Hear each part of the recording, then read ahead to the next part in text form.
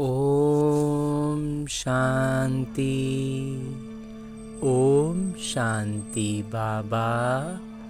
आज 20 जुलाई 2025 है और आज हम अध्ययन करने जा रहे हैं परम पिता परमात्मा के अनमोल मधुर महावाक्यों को, मुरली को। और आज का दिन है रविवार का, और रविवार के दिन हमें कौन सी मुरली मिलती है? अव्यक्त मुरली। तो इस अव्यक्त मुरली को जो हम अध्ययन करने जा रहे हैं, ये बाबा ने चलाए थे 25 फरवरी 2006 को। तो उस मुरली को अपने आत्मा के स्तर तक धारण करने के लिए, बाबा से रूरिहान करने के लिए, बाबा के चैतन्य उपस्थिति का अनुभव पाने के लिए हमें करना क्या है? दोनों रीति की एक एक काम करने हैं, एक लौकिक दूसरा अलौकिक। लौकिक रीति से क्या करना है? अपने समय अनुसार, अपने स्थान अनुसार बैठना है, बड़े इत्मीनान से, एकदम फुर्सत से, और अपने हाथों में मुरली लेकर अध्ययन करना है। और अध्ययन करने के लिए जो विधि अपनानी है वो है आत्म अभिमानी होना। तो आत्म अभिमानी होने का अभ्यास, सबसे पहला कदम क्या होता है? सूक्ष्म शरीर के साथ चलना, अपने इस स्थूल शरीर से अलग होकर, क्योंकि सूक्ष्म शरीर के साथ कहीं भी जाना सबसे सहज है ना। तो चलिए चलते हैं मधुबन की धरा पर, और उसमें आज विशेष तौर पर चलते हैं शांति वन के प्रांगण में, जहाँ ये डायमंड हॉल है, और उसी डायमंड हॉल में मेरे बाबा अवतरित होते हैं ना। तो उस स्थान पर पहुंचते ही मेरे बाबा की उपस्थिति से, उनके चैतन्य उपस्थिति का अनुभव पाकर, मुझ आत्मा के सारे आत्मिक गुण, पवित्रता, शांति, प्रेम और सुख के प्रकंपन सुजाग हो जाते हैं, तीव्र हो जाते हैं।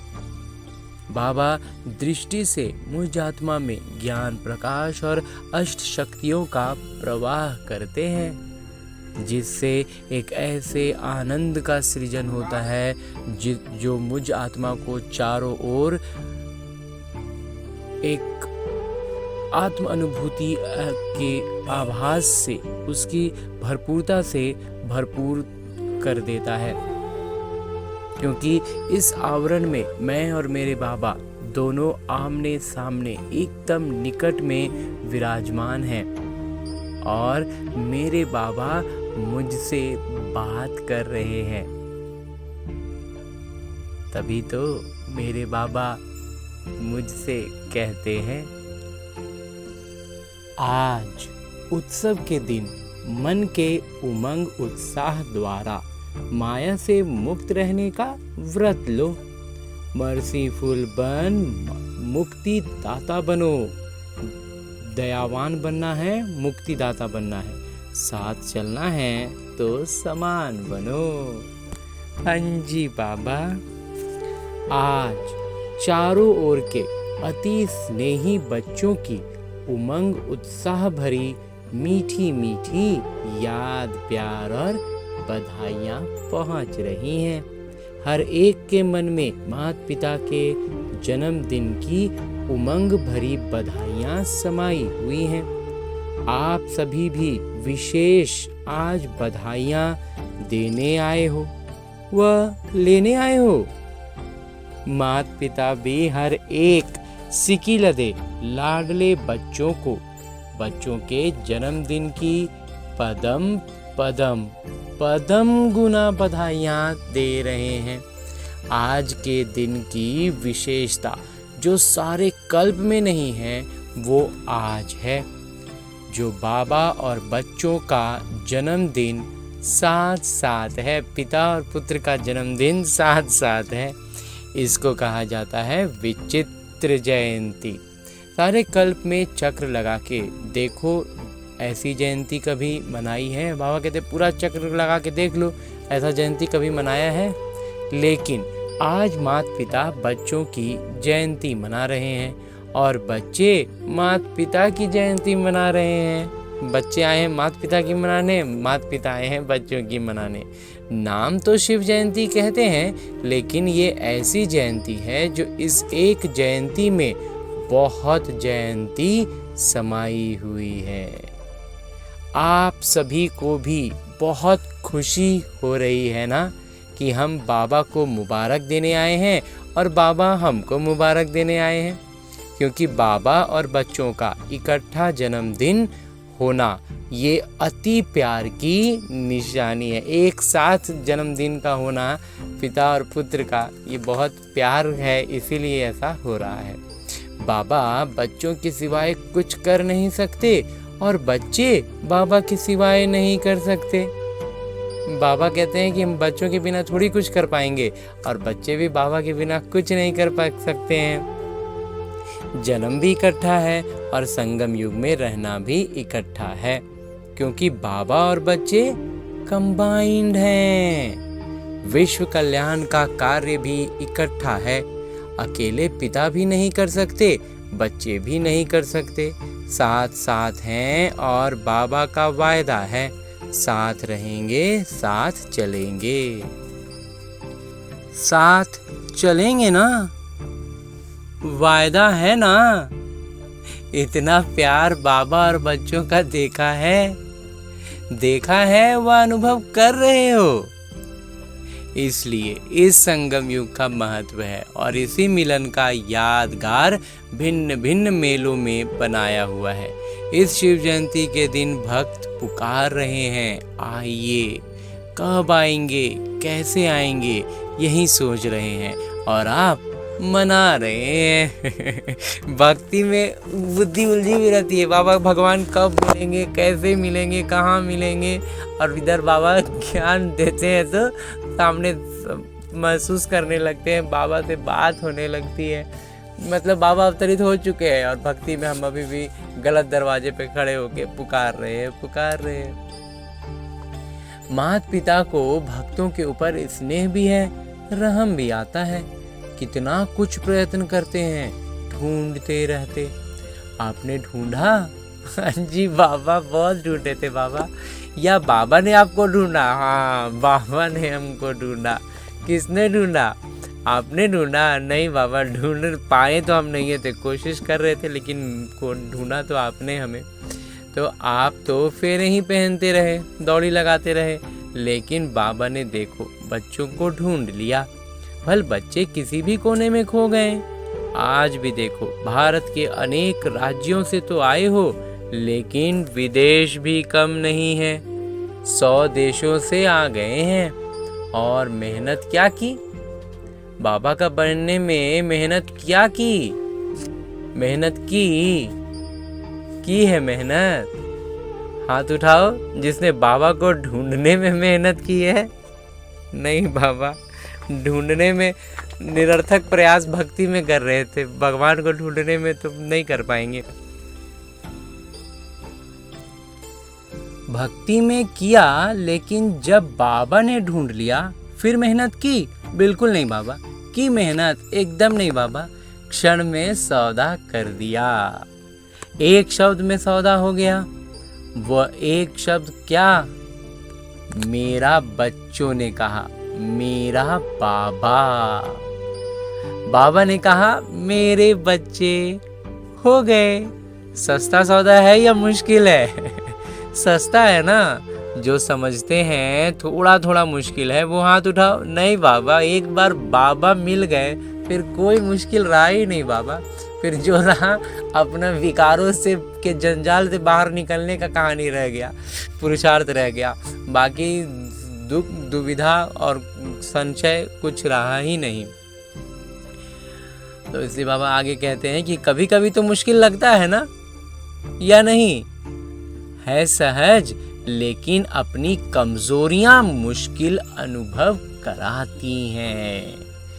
बाबा एकदम स्पष्ट बताते हैं, है बिल्कुल सहज, एकदम सरल है। सामने भगवान आ गए हैं, हम भगवान के सामने हैं, बस बाबा की गोद में आ गए, हो गया काम खत्म। लेकिन हमारी जो कमजोरियां हैं, जो विकारी संकल्प और संस्कार ने घेर रखा है ना हमें, वो हमें ऐसा अनुभव कराता है कि बहुत मुश्किल है। नहीं तो बाबा कहते हैं वास्तव में मुश्किल है नहीं। माता पिता देखते हैं भक्त भी जो सच्चे भक्त हैं, स्वार्थी भक्त नहीं, सच्चे भक्त आज के दिन बड़े प्यार से व्रत रखते हैं। आप सबने भी व्रत तो लिया है, वो थोड़े दिनों का व्रत रखते हैं और आप सबने ऐसा व्रत रखा है जो अभी का ये एक व्रत 21 जन्म कायम रहता है। वो हर वर्ष मनाते हैं, व्रत रखते हैं। आप कल्प में एक बार व्रत लेते हो, जो 21 जन्म न मन से व्रत रखना पड़ता न तन से व्रत रखना पड़ता है। अभी का जो हमारा व्रत रखा है ना हमने, इसका परिणाम के रूप में ऐसा होता है कि ना तन में ना मन में कुछ आता ही नहीं। 21 जन्म पूरा निर्विकारी होकर सुखों में रहते हैं। व्रत तो आप भी लेते हो, कौन सा व्रत लिया है? पवित्र वृत्ति, दृष्टि, कृति, पवित्र जीवन का व्रत लिया है। हमारी वृत्ति पवित्र हो, दृष्टि हो, कृति, सब कुछ पवित्र हो, पूरा जीवन ही पवित्र हो, इसका हमने व्रत लिया है ना। तो जीवन ही पवित्र बन गई। पवित्रता सिर्फ ब्रह्मचर्य व्रत की नहीं, लेकिन जीवन में आहार, व्यवहार, संसार, संस्कार सब पवित्र, ऐसा व्रत लिया है ना? लिया है। हाँ जी बाबा, कान हिलाओ। लिया है, पक्का लिया है? पक्का या थोड़ा थोड़ा कच्चा? अच्छा, एक महाभूत काम, उसका व्रत लिया है या और 4 का भी लिया है? बाबा कहते हैं सिर्फ काम विकार का व्रत लिया है कि और भी विकारों का व्रत लिया है? ब्रह्मचारी तो बने, लेकिन 4 जो पीछे हैं, क्रोध, लोभ, मोह, अहंकार, उसका भी व्रत लिया है? क्रोध का व्रत लिया है कि वो छूट है? बाबा ने तो छूट दी नहीं है, अपने तरफ से क्रोध को छूट दे दी है क्या कि थोड़ा बहुत तो क्रोध कर सकते हैं? क्रोध करने की छुट्टी मिली है। दूसरा नंबर है ना, तो कोई हर्जा नहीं, ऐसे तो नहीं। सबसे आगे तो बाबा कहते हैं विकारों में सबसे आगे काम विकार, तो उसके बाद दूसरे नंबर पे है क्रोध। तो बाबा कहते हैं इसलिए इसका मतलब ये तो नहीं ना मन में बैठा लिए हो कि अच्छा ये दूसरा नंबर पे ना है, ये थोड़ा सा रहेगा भी तो हर्जा नहीं। जैसे महाभूत को महाभूत समझकर मन, वाणी, कर्म में व्रत पक्का लिया है, ऐसे ही क्रोध का भी व्रत लिया है। उतना ही अचल अडोल व्रत हमारा क्रोध के लिए भी होना चाहिए। जो समझते हैं हमने क्रोध का भी व्रत लिया है, बाल बच्चे पीछे भी हैं, लोभ, मोह, अहंकार, लेकिन माता पिता आज क्रोध का पूछ रहे हैं। बाबा कहते हैं और भी हैं लोभ, मोह और अहंकार, लेकिन वो लोग बाल बच्चा लोग पीछे हैं। लेकिन बाबा आज विशेष तौर पर क्रोध के बारे में पूछ रहे हैं। जिसने क्रोध विकार का पूर्ण व्रत लिया है, मनसा में भी क्रोध नहीं, दिल में भी क्रोध की फीलिंग नहीं, ऐसा है। आज शिव जयंती है ना, तो भक्त व्रत रखेंगे, तो माता पिता भी व्रत तो पूछेंगे ना। व्रत रखे हैं तो बाबा भी पूछ ले रहे हैं कौन कौन सा व्रत रखे हो। जो समझते हैं कि स्वप्न में भी क्रोध का अंश आ नहीं सकता, वो हाथ उठाओ। आ नहीं सकता है, आता नहीं है, नहीं आता है। कुछ एक ने हाथ उठाया।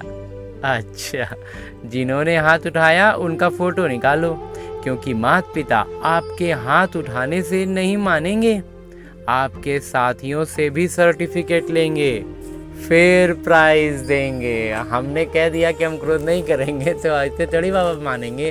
हमारे संबंध संपर्क की जितनी आत्माएं ना, जब वो कहेंगे ना ये क्रोध नहीं करते, तब बाबा भी हमें प्राइज देंगे।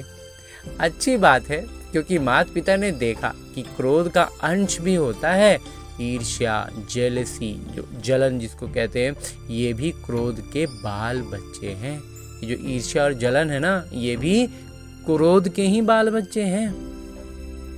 लेकिन अच्छा है, हिम्मत जिन्होंने रखी है उनको माता पिता अभी तो मुबारक दे रहे हैं, लेकिन सर्टिफिकेट के बाद में फिर प्राइज देंगे। पहले सर्टिफिकेट हमें लाना है, तब बाबा प्राइज देंगे, क्योंकि माता पिता ने जो होमवर्क दिया उसकी रिजल्ट भी माता पिता देख रहे हैं। आज जन्मदिन मना रहे हो तो जन्मदिन पर क्या किया जाता है? एक तो केक काटते हैं। तो अभी 2 महीने तो हो गए, अभी 1 मास रहा है। इस 2 मास में अपने व्यर्थ संकल्प का केक काटा? वो केक तो बहुत सहज काट लेते हो ना, आज भी काटेंगे, लेकिन वेस्ट थॉट्स का केक काटा, व्यर्थ संकल्पों का केक बाबा कहते हैं काटा। काटना तो पड़ेगा ना, क्योंकि साथ चलना है, ये तो पक्का वायदा है ना कि साथ हैं, साथ चलेंगे। साथ चलना है तो समान तो बनना पड़ेगा ना। अगर थोड़ा बहुत रह भी गया हो, 2 मास तो पूरे हो गए, तो आज के दिन जन्मदिन मनाने कहाँ कहाँ से आए हो? प्लेन में भी आए हो, ट्रेन में भी आए हो, कारों में भी आए हो। माता पिता को खुशी है कि भाग भाग करके आए हो। जिसको जो सुविधा मिला उसी साधन से आ गया। कोई एरोप्लेन से उड़ के आया, कोई ट्रेन से आया, कोई गाड़ी बुक करके कारों से आ गया। बाबा कहते हैं जैसे भी आया ना, उमंग से आया, इसके लिए बाबा खुश हैं। लेकिन जन्मदिन पर पहले गिफ्ट देते हैं। तो जो 1 मास रहा हुआ है, होली भी आने वाली है, होली में भी कुछ जलाया ही जाता है।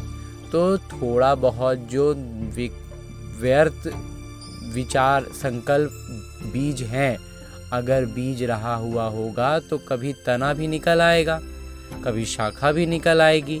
तो क्या आज के उत्सव के दिन मन के उमंग उत्साह से, यानी मन का उमंग उत्साह, मुख का नहीं, मन के उमंग उत्साह से जो थोड़ा बहुत रह गया है, चाहे मनसा में, चाहे वाणी में, चाहे संबंध संपर्क में, क्या आज बाबा के जन्मदिन पर बाबा को ये गिफ्ट दे सकते हो?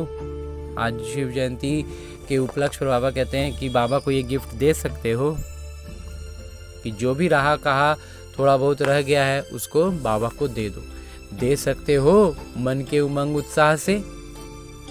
और देने के लिए जो साधन लगेगा वो क्या है? मन का उमंग उत्साह। फायदा तो आपका है, बाबा को तो देखना है। जो उमंग उत्साह से हिम्मत रखते हैं, करके ही दिखाएंगे, बेस्ट बन के दिखाएंगे, वो हाथ उठाओ। छोड़ना पड़ेगा, सोच लो। बोल में भी नहीं, संबंध संपर्क में भी नहीं।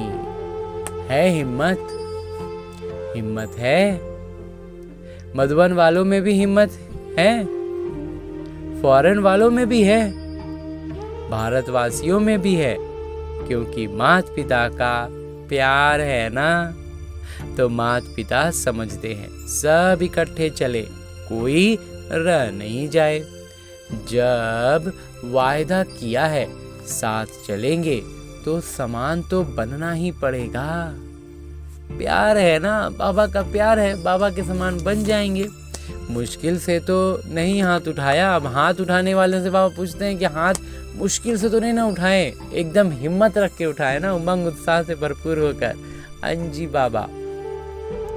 तो माता पिता इस संगठन का, ब्राह्मण परिवार का बाबा समान मुखड़ा देखना चाहते हैं। बाबा पूरे संगठन का, पूरे ब्राह्मण परिवार का मुखड़ा बाबा समान देखना चाहते हैं।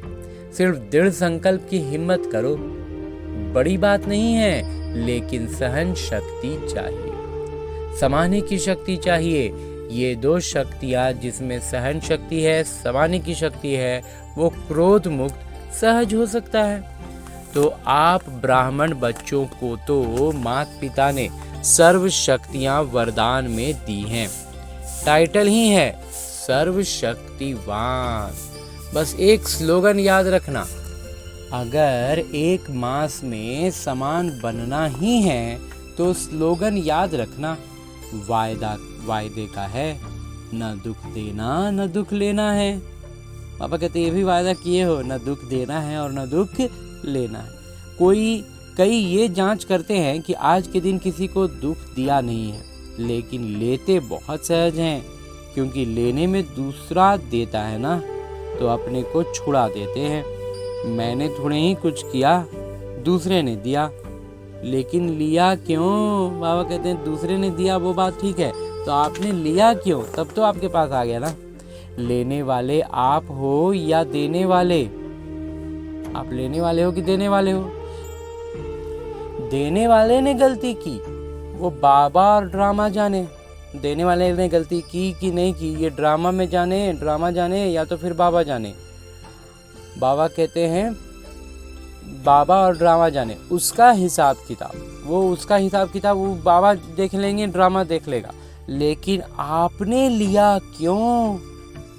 माता पिता ने रिजल्ट में देखा है कि देने में फिर भी सोचते हैं, लेकिन ले बहुत जल्दी लेते हैं, इसलिए समान बन नहीं सकेंगे। बाबा कहते हैं देने में तो थोड़ा संभले हैं, किसी को जल्दी दुख नहीं देते हैं, लेकिन लेने घड़ी बहुत जल्दी ले लेते हैं। लेना नहीं है, कितना भी कोई दे, नहीं तो फीलिंग की बीमारी बढ़ जाती है। इसलिए अगर छोटी छोटी बातों में फीलिंग बढ़ती है तो वेस्ट थॉट्स खत्म नहीं हो सकते, फिर बाबा के साथ कैसे चलेंगे? बाबा कहते हैं जब तक ये व्यर्थ संकल्प समाप्त नहीं होंगे ना, बाबा के साथ नहीं चल पाएंगे। बाबा का प्यार है, बाबा आपको छोड़ नहीं सकते, साथ लेके ही जाना है। मंजूर है? पसंद है ना? पसंद है तो हाथ उठाओ। पीछे पीछे तो नहीं आना है ना? अगर साथ चलना है तो गिफ्ट देनी ही पड़ेगी। 1 मास सब अभ्यास करो, न दुख लेना है न दुख देना है।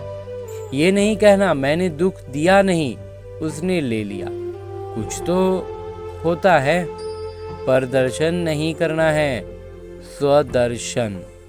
बाबा कहते हैं प्रदर्शन नहीं करना है, स्व का दर्शन करना है।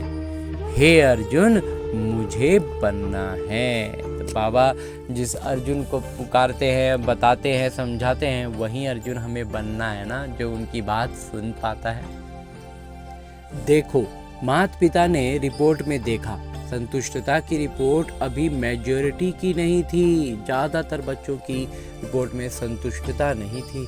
इसलिए माता पिता फिर 1 मास के लिए अंडरलाइन कराते हैं। बाबा फिर से वही काम हमें दोबारा कह रहे हैं, अगर 1 मास अभ्यास कर लिया तो आदत पड़ जाएगी। आदत डालनी है, अभ्यास करते करते ना उसको अपनी आदत में शामिल कर लेना है, हल्का नहीं छोड़ना। ये तो होता ही है, इतना तो चलेगा नहीं। अगर माता पिता से प्यार है तो प्यार के पीछे क्या सिर्फ एक क्रोध विकार को कुर्बान नहीं कर सकते? कुर्बान की निशानी है फरमान मानने वाला। व्यर्थ संकल्प अंतिम घड़ी में बहुत धोखा दे सकता है, क्योंकि चारों ओर अपनी तरफ दुख का वायुमंडल, प्रकृति का वायुमंडल और आत्माओं का वायुमंडल आकर्षण कराने वाला होगा। अगर वेस्ट थॉट्स की आदत होगी, व्यर्थ संकल्पों की आदत अगर होगी, तो व्यर्थ में ही उलझ जाएंगे। अभी 2 दिन से भी बाबा यही बात बतला रहे हैं। जहाँ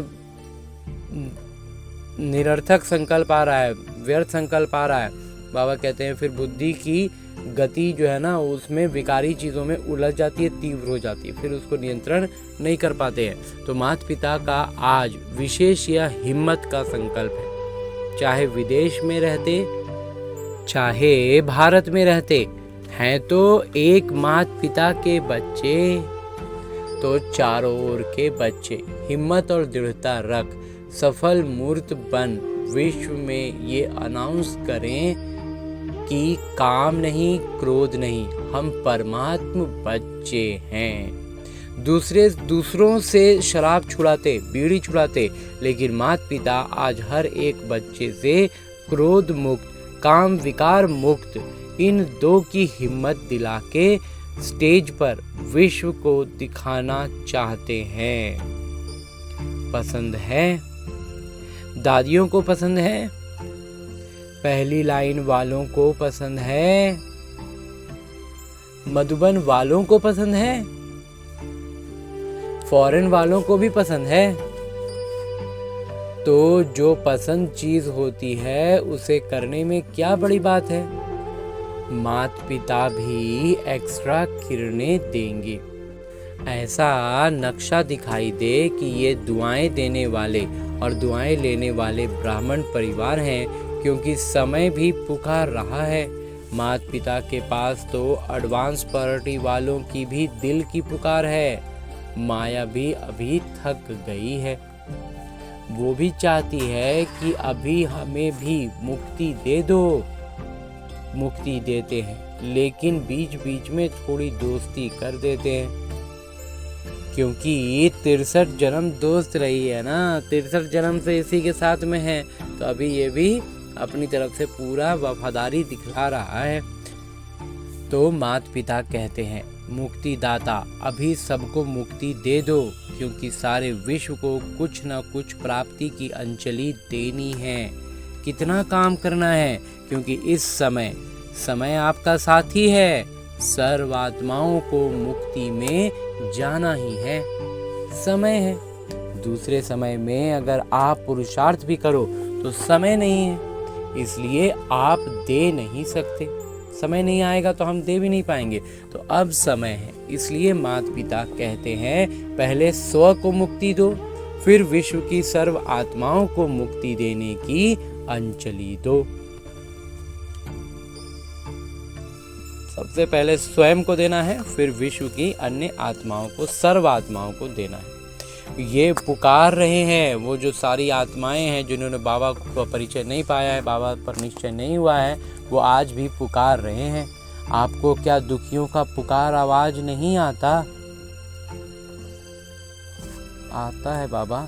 अगर आपने अपने में ही व्यस्त होंगे तो आवाज सुनने नहीं आता। बाबा कहते हैं, और अगर अपने ही में उलझे हुए हैं ना, तो फिर आपको आवाज सुनाई नहीं देगा। बार बार गीत गा रहे हैं, दुखियों पर कुछ रहम करो। अभी से दयालु, कृपालु, दयावान संस्कार बहुत काल से नहीं भरेंगे तो आपके जड़ चित्र में दयावान का, कृपा का, रहम का, दया का वाइब्रेशन कैसे भरेगा। अभी चैतन्य रूप में भरने का समय है, और अगर अभी नहीं भरेंगे तो आपके फिर जो स्थूल मूर्तियां बनाकर कर रहे हैं तो उनमें कहां से वो प्रकंपन आएंगे। दोहरे विदेशी समझते हैं आप भी द्वापर में दयावान बन के अपने जड़ चित्रों द्वारा सबको मर्सी देंगे ना, सब पर दया करेंगे ना। आपके चित्र हैं ना, या इंडिया वालों के ही हैं? फॉरेनर समझते हैं कि हमारे चित्र हैं। फॉरेनर्स को क्या लगता है, बाबा पूछ रहे हैं दोहरे विदेशियों को। तो चित्र क्या देते हैं? चित्रों के पास जाके क्या मांगते हैं? दया, दया की धुन लगा देते हैं। Mercy, mercy. तो अभी संगम पर आप अपने द्वापर कलयुग के समय के लिए जड़ चित्रों में वायुमंडल भरेंगे, तब आपके जड़ चित्रों के द्वारा अनुभव करेंगे। बाबा कहते हैं अभी वो भरने का समय है। अभी हम भरते हैं ना चैतन्य रूप में, चैतन्य अवस्था में है, अभी हम भरेंगे तो वहीं बाबा कहते हैं द्वापर कलयुग में वो भक्त अनुभव करते। भक्तों का कल्याण तो होगा ना। भक्त भी हैं तो आपकी वंशावली है ना, आखिर वो भक्त भी तो हमारी ही वंशावली हैं।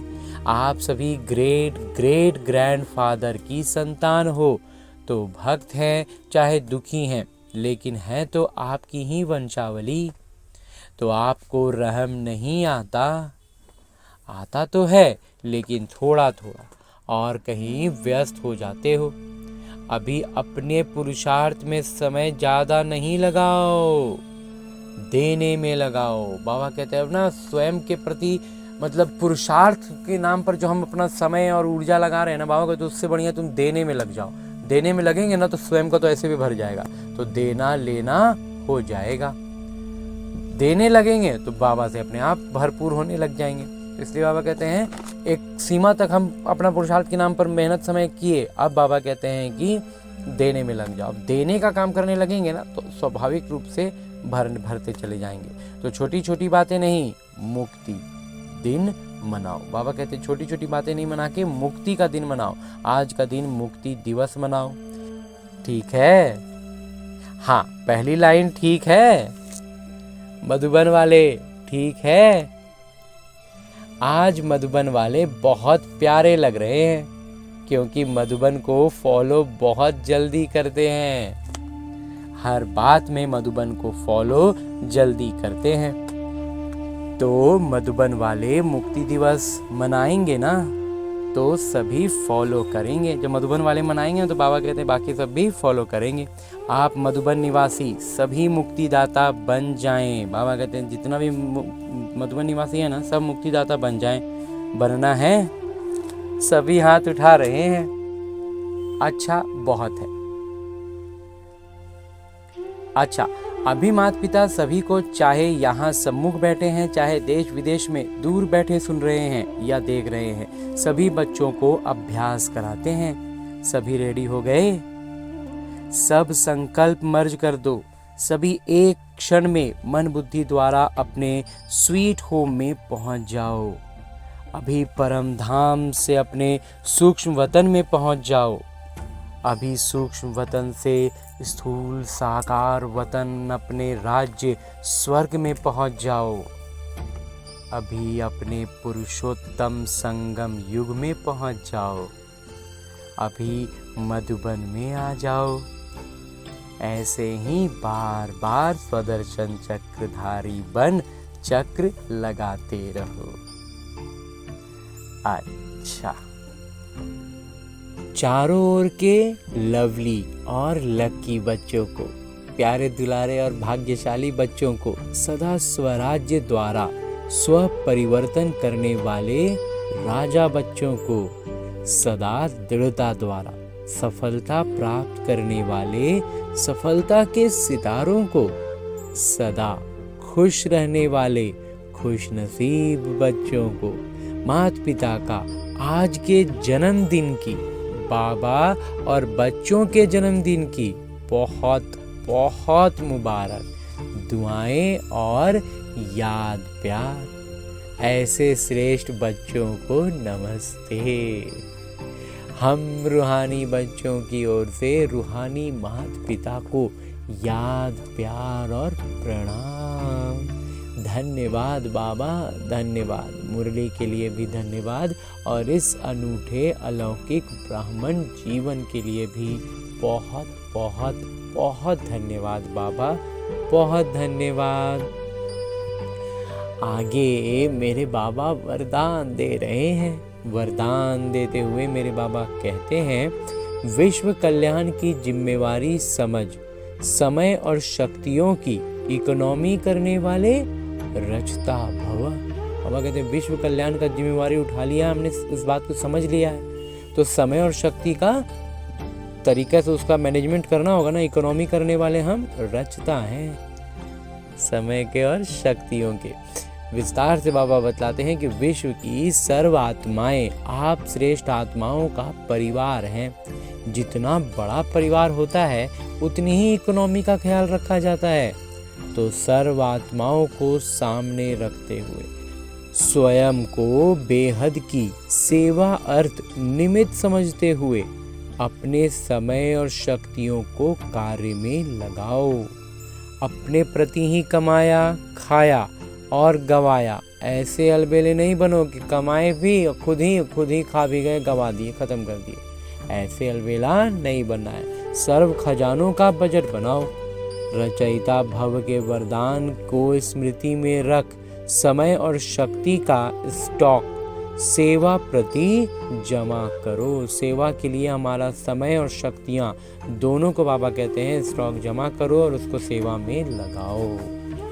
हाँ जी बाबा। आगे स्लोगन है, मुरली का उपदेश है, महादानी वो हैं जिसके संकल्प और बोल द्वारा सबको वरदानों की प्राप्ति हो। बाबा कहते हैं वरदानी संकल्प जब हमारा हर संकल्प और हर बोल वरदानी होगा ना, तब हम महादानी हो जाएंगे और हमें बोल द्वारा सबको वरदानों की प्राप्ति होने लग जाए, तब हम महादानी बनेंगे। हाँ जी बाबा। और अभी तक हमने परमपिता परमात्मा से इतना श्रेष्ठ ज्ञान मुरली का अध्ययन किया है, वरदान प्राप्त किया है, और अब मेरे बाबा इसी अव्यक्त स्वरूप में स्थित रहकर एक इशारा भी देते हैं कि संकल्पों की शक्ति जमा कर श्रेष्ठ सेवा के निमित्त बनो। तो श्रेष्ठ सेवा का निमित्त बनने के लिए संकल्पों की शक्ति को जमा करना है, और इसकी युक्तियाँ, इसकी विधियाँ बाबा हमें हर दिन अलग अलग बतलाते हैं, अलग अलग युक्तियाँ दे रहे हैं इशारों के रूप में। तो आज के लिए जो बाबा ने इसके जमा करने की जो युक्ति है, उसके लिए जो इशारा दिया है वो है आपकी जो सूक्ष्म शक्तियाँ मंत्री व महामंत्री हैं, मन और बुद्धि। मन है मंत्री और महामंत्री है बुद्धि।